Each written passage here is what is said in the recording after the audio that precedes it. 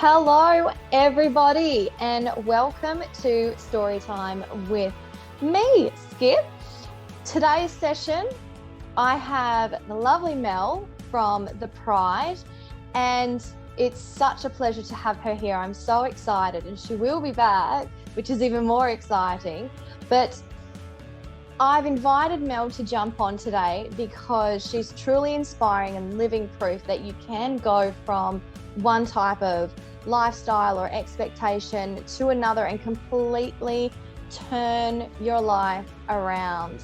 And there's just, no better person. You're truly inspiring when it comes to all of this kind of stuff. You've been on a hell of a journey. Do you think would that be a fair statement? Absolutely, 100%. Hello, everybody. Thank you for having me on, Steve, as well. I'm very touched. Thank you for the introduction as well. Very sweet of you. Yeah, look, I like to use the word adventure because the last 10 years has certainly been an adventure. As you say, totally flipping my life around and discovering my absolute passion and calling, and that is to help other people in what it is that I'm doing. So, yeah, really excited to share with you what it is that I do and so on. Fantastic. And I've loved watching your journey. And you're right, it can be an adventure because, the ups and downs, the hurdles, everything that we go through. I love that from 10 years ago when I first met you to now, and you could potentially say this about so many other people, like-minded people, we just kind of come together and there's that vibration and that vibe that just brings everyone together. And it's great to be able to collaborate with other people and share the message, which is, again, why I'll definitely have you back, because you've got some great stuff to share. So how about, let's start off the Pride.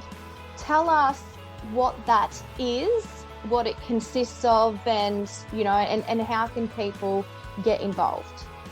Sure. So anybody who doesn't know me, you will soon find out that I'm a mad, crazy cat lady. I have a sleeve of cat tattoos, or catoos, as I like to call them. So when it came to establishing my business, naturally something had to form around the cat theme. The concept of the Pride comes from a lion's pride, and that's the community banding together, having one's back. But then if you actually dive deeper into the concept of pride, it's about, having that feeling of accomplishment and the feeling of satisfaction that comes with your own achievements. So it's sort of like there's two sides to it, two facets. So that's the pride, and it really, I guess, amplified and revved up during COVID in the last few years, when everyone became so disconnected. Being in the fitness industry myself, of course, majority and predominantly we are face-to-face, ordinarily, flashback a few years, it's a face-to-face type thing.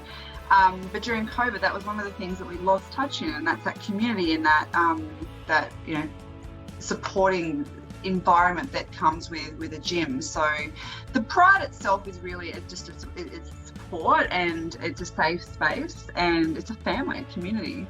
I love that. I love that meaning too. I never considered it from the lion's perspective or the cat's perspective. And I love that because I'm a big fan of, the Lion King and a Hakuna Matata. And, I've got a little tattoo that represents Hakuna Matata as well. But I had no idea that that's what that was. I recognized it from the other aspect of it, is that, you can have pride in yourself. And as you said, your accomplishments and things like that.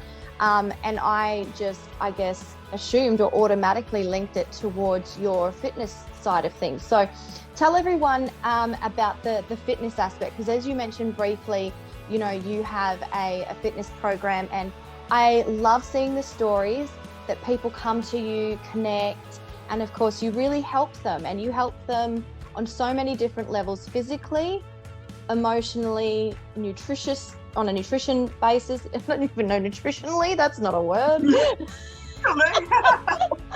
It is now. Maybe time around that one.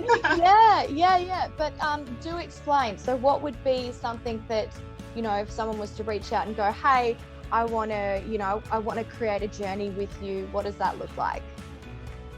Yeah, look, I think a really good place to start with that, to answer that question, would be just to give an overview of how I got to where I am. And I'll try and make it as high level as possible, because it is, as I said before, it is an adventure. There's been a lot of ups and downs, ebbs and flows. But let's flash back 10, 12 odd years. I was in a very unhealthy state, not only physically, so I had zero knowledge around what it meant to be physically fit, but also mentally fit. And I use that terminology a lot about, it's not just the physical fitness, it's the mental fitness. And that's the coaching model that I've created. But we'll swing back around to that.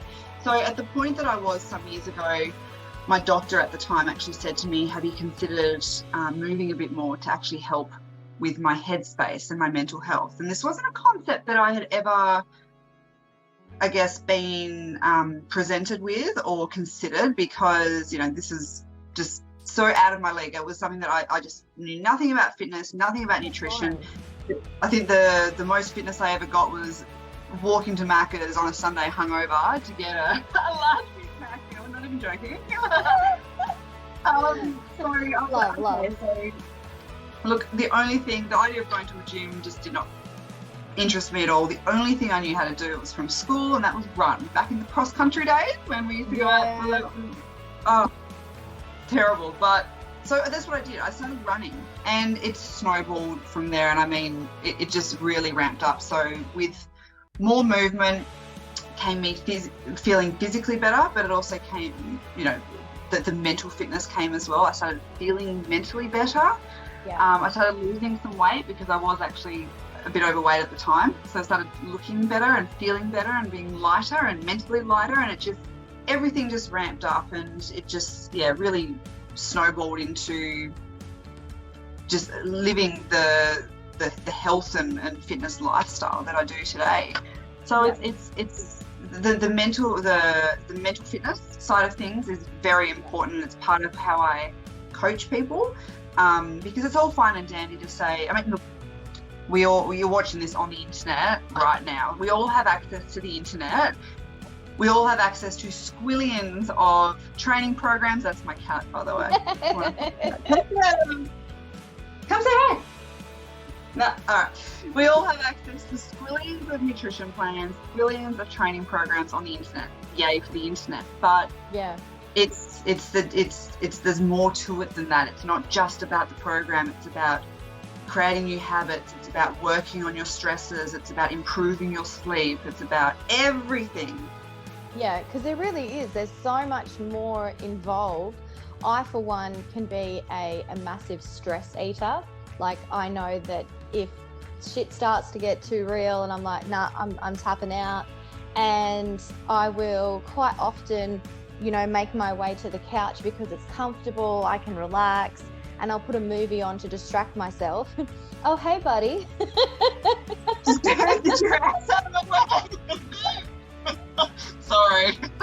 No, we knew there was going to be a guest appearance, let's be honest. 100% going to happen.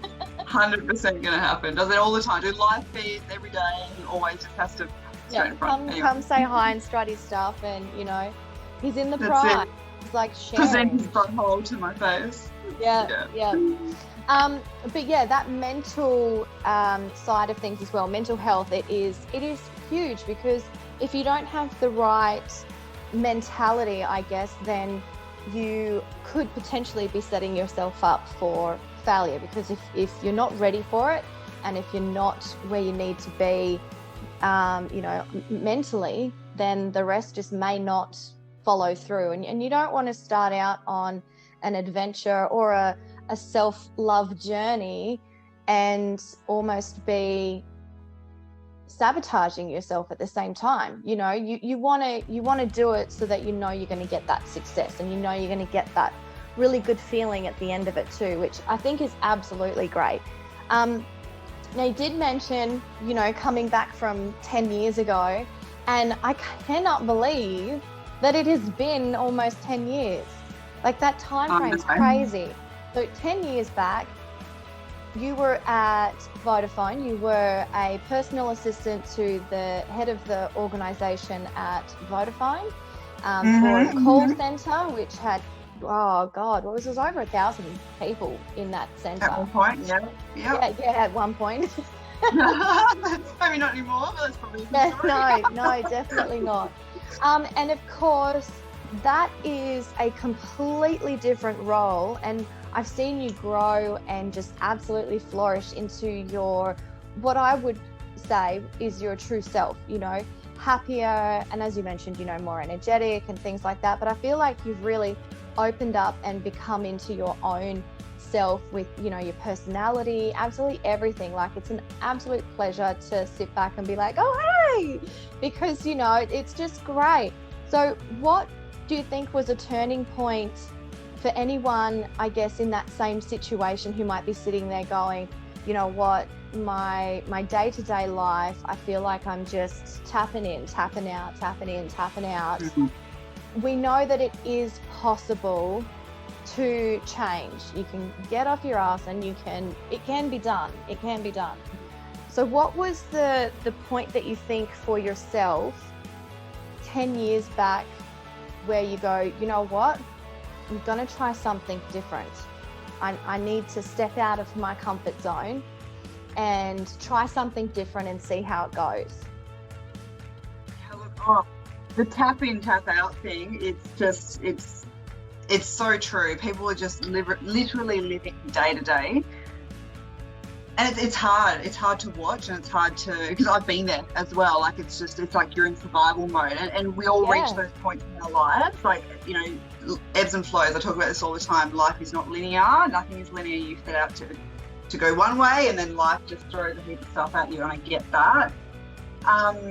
But like, the turning point for me, as I said before, I discovered fitness and nutrition myself, and I snowballed that into my new norm. It was, you know, gone are the days of me going, oh, I have to go to the gym. Now it's I get to go to the gym. It's just like, I get to see my partner. I get to pat my cats. It's just part of, it's an enjoyment factor for me as well, and appreciation and gratitude as well, that I have the ability to do that. Yeah. But, you know, flashing back to when it was that I started, and I started sharing what it is that I was doing on many platforms. I did delve into the bodybuilding realm for some years as well, which, you know, people get inspired by, and rightly so, because it takes a lot of hard work and dedication and saying no to wine, which I find very challenging. I just, bow down. Yeah. I could not do that. It's lots of self-control. A lot of self-control. Yeah. And discipline. But that's a whole other topic. I could talk about that until the cows come home, to be honest. But for me, the actual change in careers was discovering my passion is probably the biggest thing, and my purpose.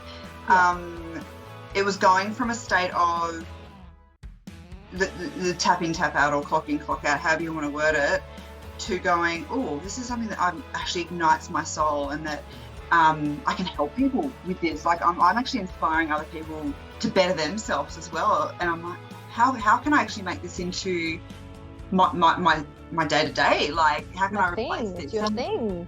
My thing. And at the time, I was told, I'll never forget, I won't say who, because it's not my place. Well, it might be my place to say, but I'm not going to say who. Somebody said to me that there is no money in what it is that I do. Now, that's a whole nother story. Money is a complete side dish to anything that we do. I think if you can find your passion and enjoy doing what you do, you know, you can be the richest man on earth and the most miserable soul sitting at home by yourself, or, you know, you see where I'm going? Like, it's not just about that. So absolutely.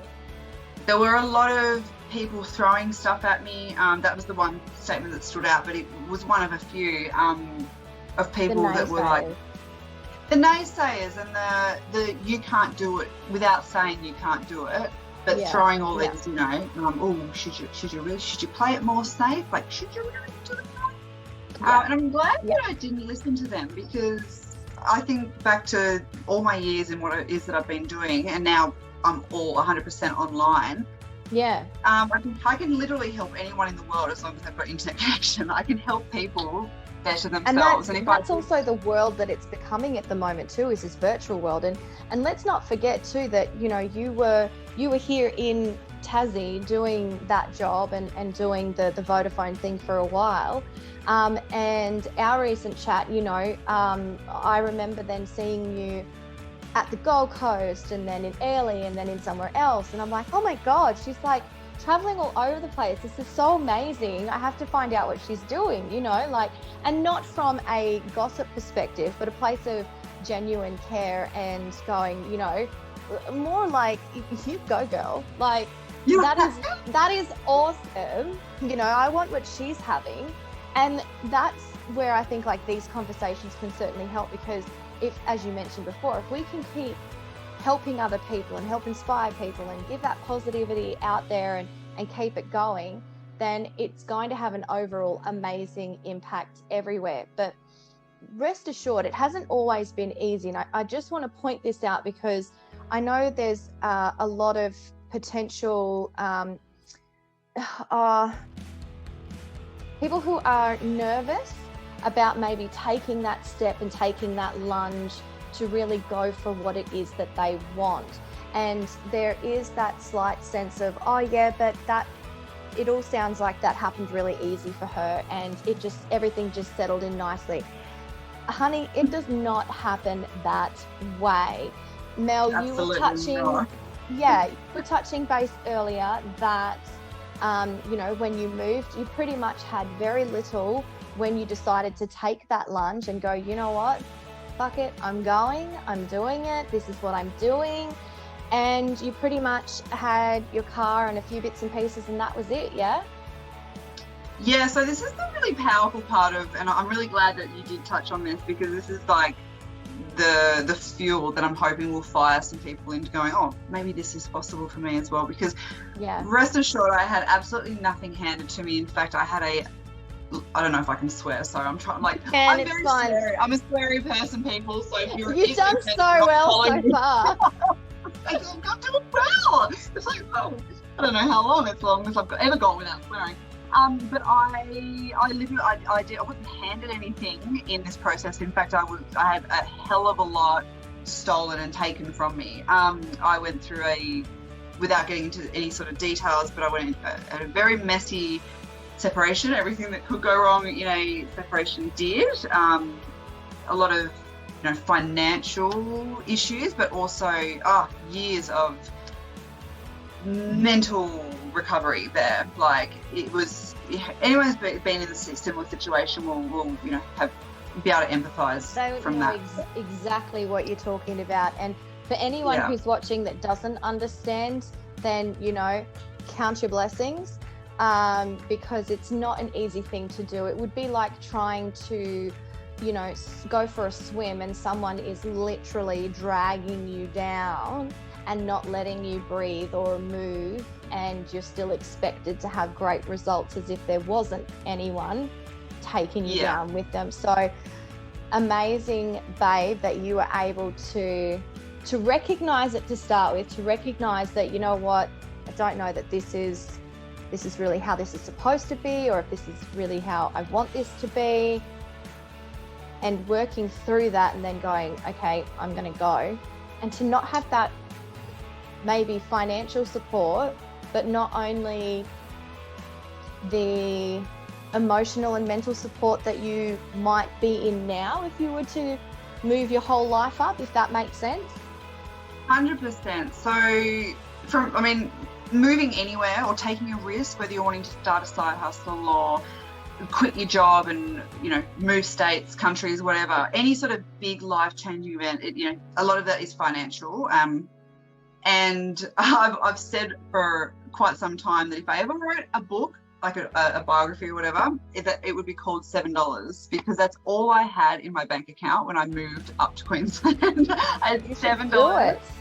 I had no job. I knew 2 people in Brisbane, and I had no license too, may I add, because I just lost it. That's a whole nother story.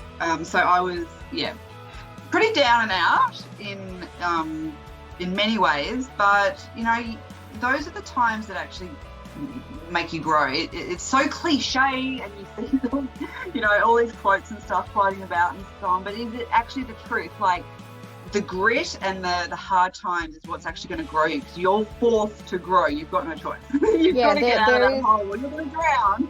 Yeah, it's like your comfort zone is taken away from you, and 100%. This is literally your sink or swim. There's no life.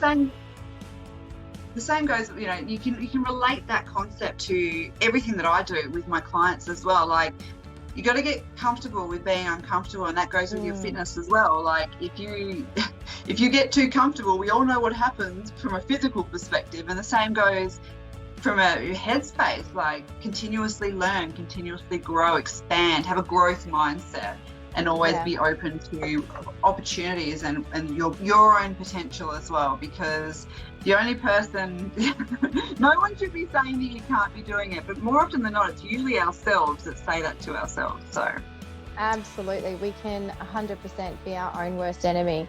So after all said and done, what would be the biggest milestones that you have achieved so far?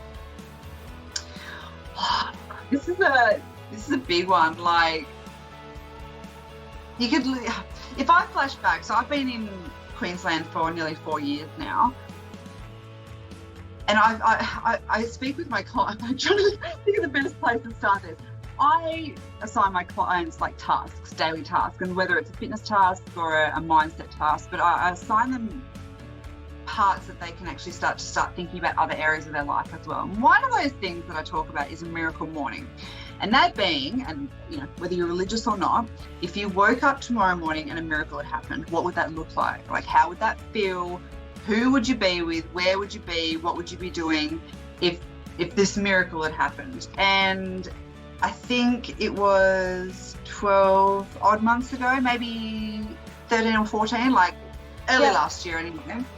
I realized that I was actually living my miracle morning. And I think that was the biggest, that's probably the biggest milestone for me, is that I was in a place that I had once dreamt it being a miracle, and I was actually living it. Like, and that's you know, amazing.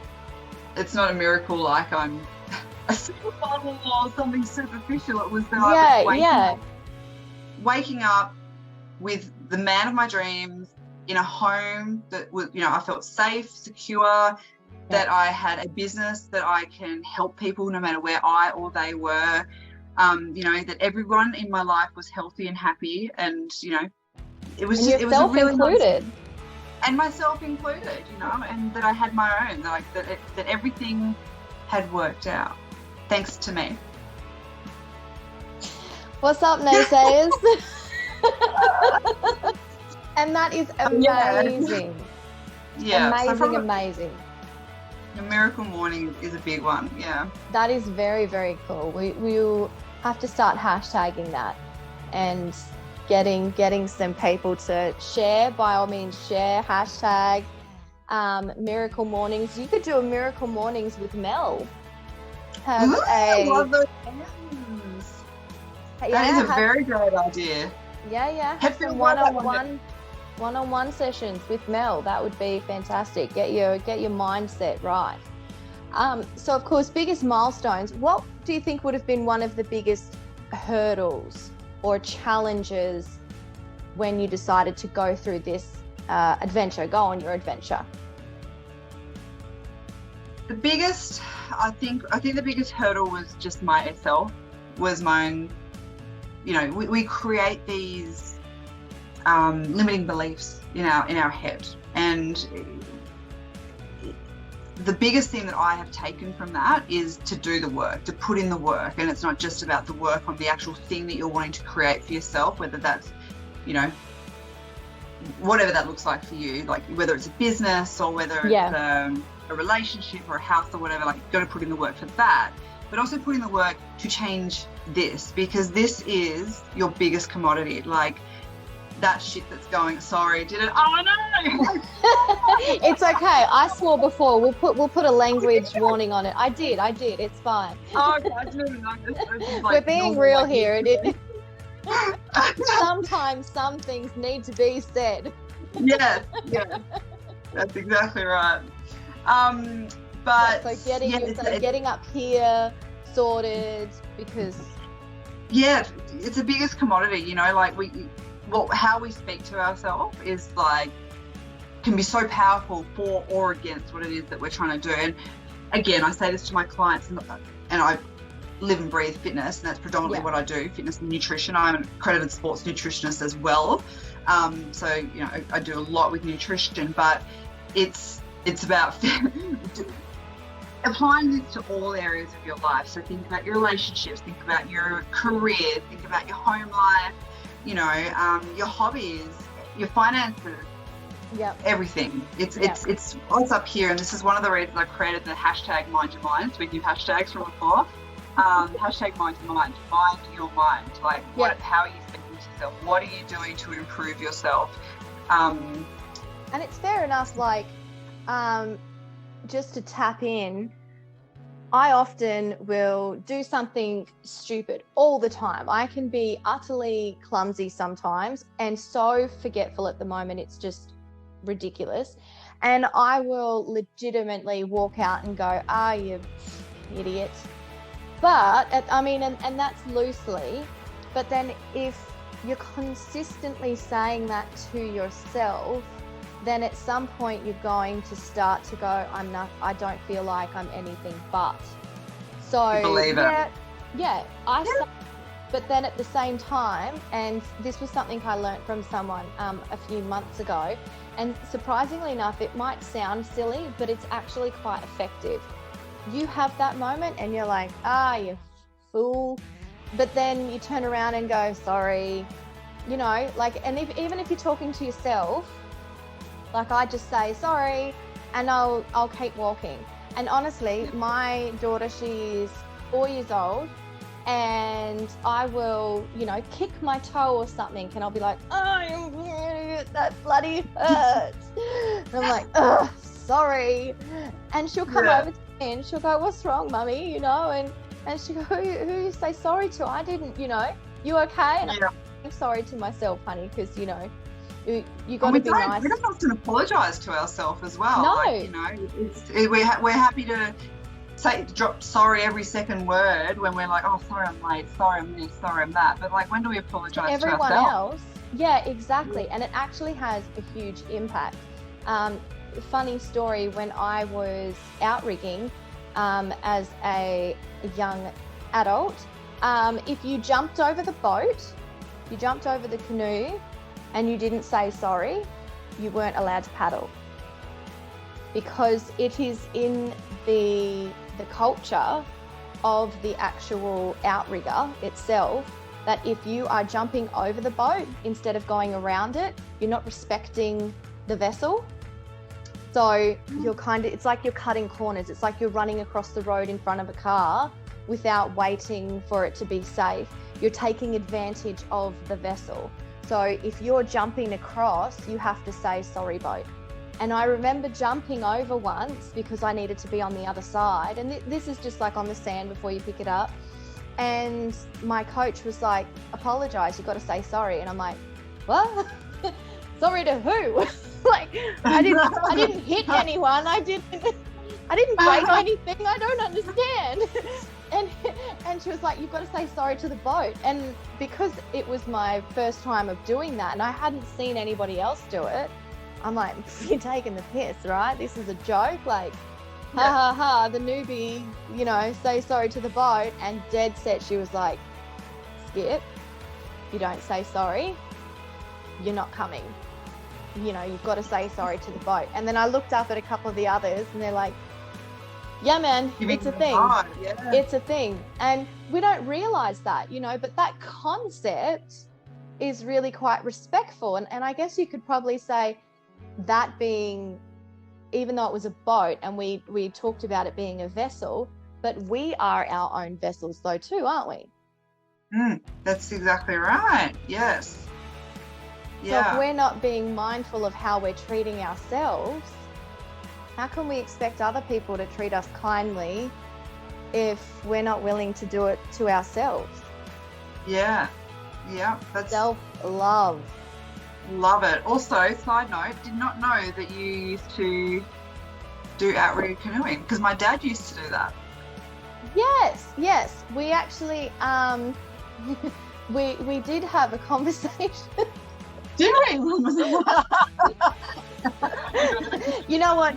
You had so many conversations and people coming in and out, and we talked about this the other day. Like, there's hundreds of people at Vodafone, and I remember coming in because it was some dress-up day with jerseys or something, and I had one of my outrigger jerseys on. Oh, okay. Yeah, and you'd come over to me, or I think maybe even your brother at the time, because he was there too, and was like, "Oh, is this what you know? Do you still do this? Da da da." And I laughed it off because I was like, "There's no way in hell I'm getting in the ocean here. It's too freaking cold." Yeah.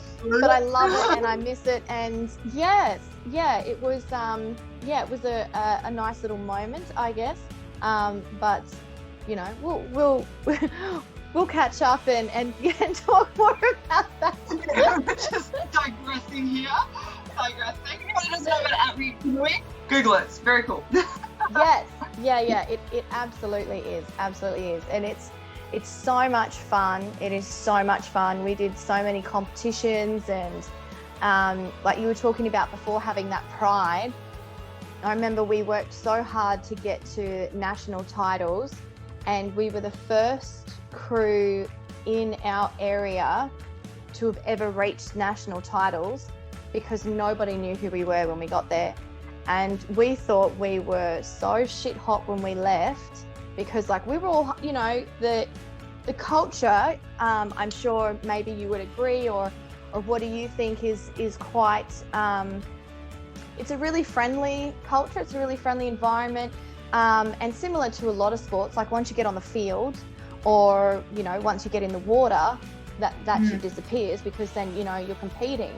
But then when you get back out, you know, it's almost like family in amongst that sport. And yeah, so we went pretty much going, oh, you know, like, hi guys, hi here, hi that. And none of them knew who we were. But we were chuffed, because we're like, you know who we are now. Because mic drop.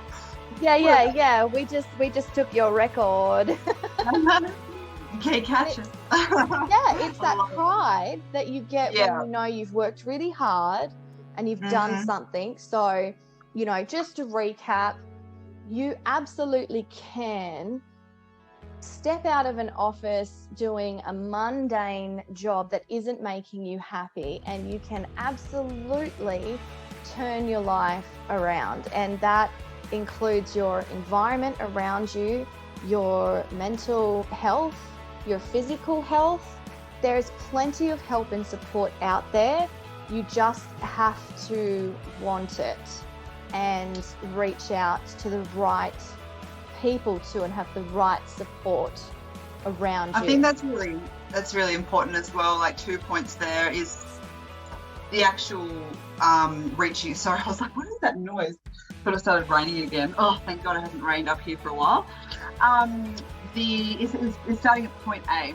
Like, everyone gets so overwhelmed, and like, you know, maybe they've got huge goals that they're wanting to achieve or whatever, and they get overwhelmed, and it's like, at the end of the day, you need to start at point A. That is, it's your starting point, and that's different for every person. So you just need to start. That is the key thing. And also, as you say, getting the right support and someone who can actually help guide you to where it is that you're wanting to be. You know, you look at top athletes, and I'm not saying anyone needs to be an athlete to any degree, but even the best athletes in the world, the most successful business people in the world, they all have coaches, and it's for good reason. It's to help them be their best. So yeah, absolutely. And I also can attest to moving interstate. I was in a domestic violence relationship in Central Queensland, and it just got to the point where I was like, you know what, enough's enough. I deserve better, and pretty much worked my ass off around the clock in hospitality at the time to get enough money together to then quit my job, get my car. I filled it with as much stuff as I possibly could, and left everything else behind. If it didn't fit in my car in the end, it didn't come with me. And mind you, I also took into the concept of, like, I'm not a materialistic person at all. You know, if it doesn't, not that, you know, if this shirt doesn't bring me happiness, I'm not going to wear it. Or, you know, there's your essential items, and then there's the stuff that's just, you know what, that can be replaced, you know. Yeah. My overall 100%. health and well-being, there's a line, and I can't replace certain things inside yourself.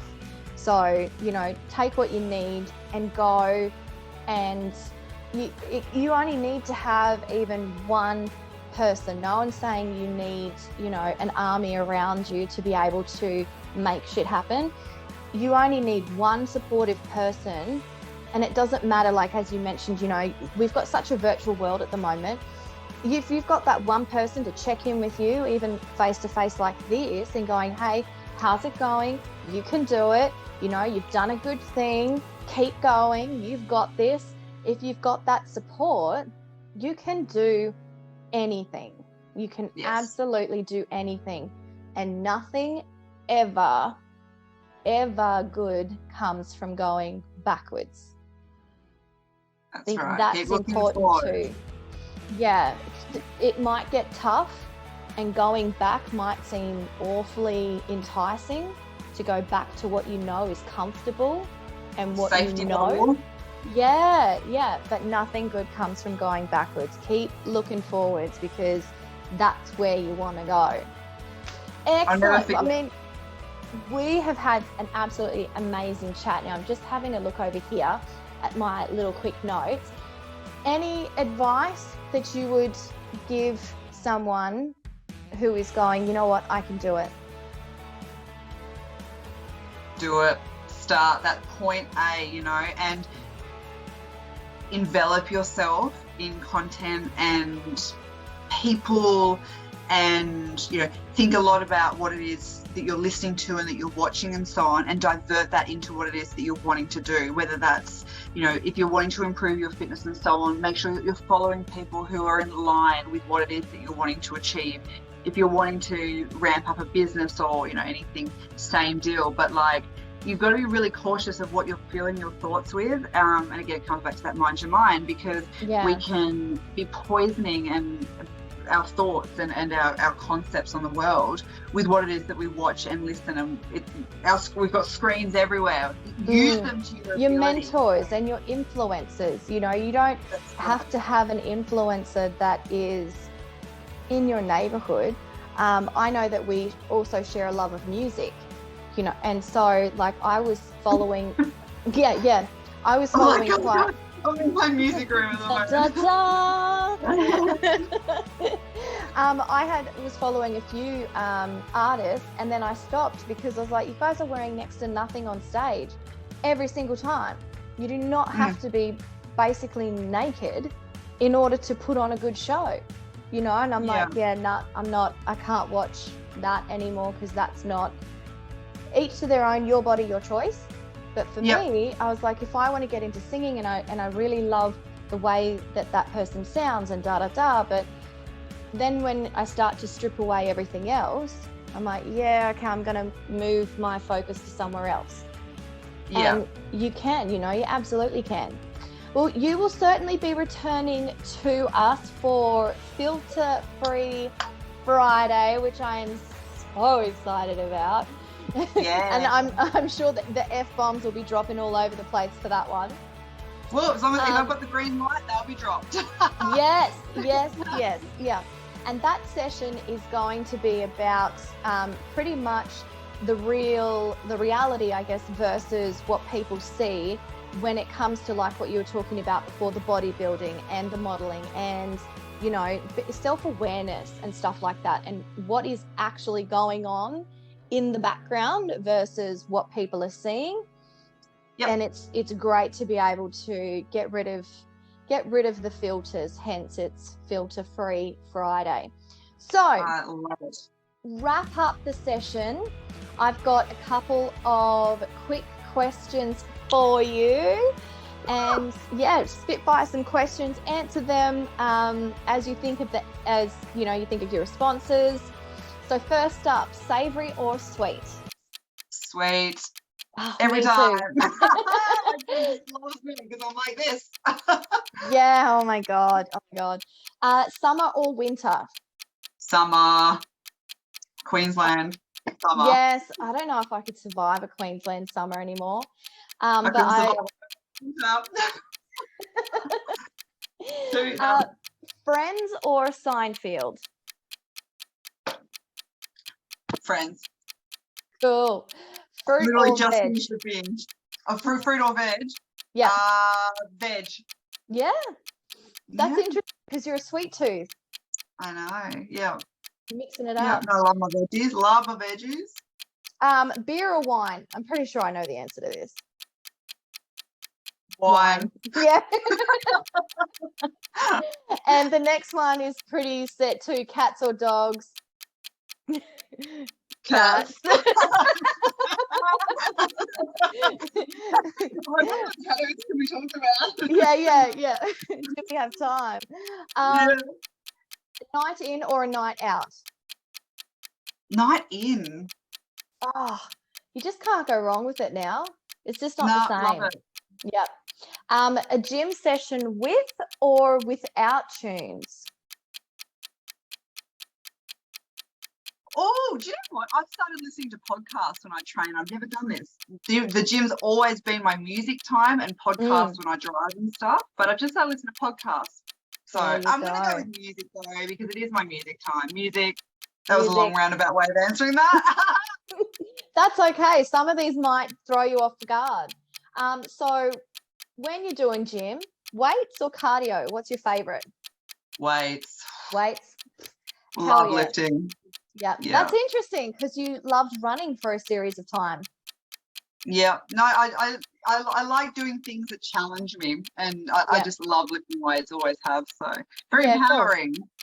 It can be. It absolutely can be. Beach or country? Beach. Yes. Yes. Live band or DJ? Live band. All the way. Because I usually hijack the mic. You guys free if I jump on stage and just Yeah. You need to back up. I got you. Yes. A relaxing holiday or an adventurous trip? Ooh, relaxing holiday. I think it's because I'm about to go to Ellie Beach next week, so I'm sort of in that mindset. Nice. Reality TV or soap opera? Oh, neither. I don't actually watch commercial TV at all. So I couldn't answer that. Neither. I'd switch it off. A book or radio? Book. Yep. Every time. Sneakers or thongs? Oh, you got me here. Jeez. I should go sneakers. Sneakers? Yep. Just because I wear them so much. I think it's because I wear them more often than thongs, but like thongs imply that I'm going to the beach. So that's why I'm like, can I have a sneaker on the left and a thong on the right? Yeah, well, I mean, if you had to duck down the road and grab something from the supermarket, would you be inclined to slip into your sneakers or put your thongs on? I'd wear no shoes. I'm that person that's like, love. All right. And of course, last but certainly not least, the all-out infamous question. Pineapple on pizza, yes or no? Every time. My favorite. Love it. Oh, that's amazing. Mel, thank you so much for joining me today. We've gone a bit longer than normal, but I wouldn't have it any other way. We're going to sign off today with the heart. Show us some love. Amazing. And guys, if you want to follow Mel, all the details are here. You can follow her on Instagram, check out the Pride. And of course, if you want to have any one-on-one sessions, then all the details will be there. Thank you so much. See you Thank soon. you. My pleasure. Bye. See you. Bye.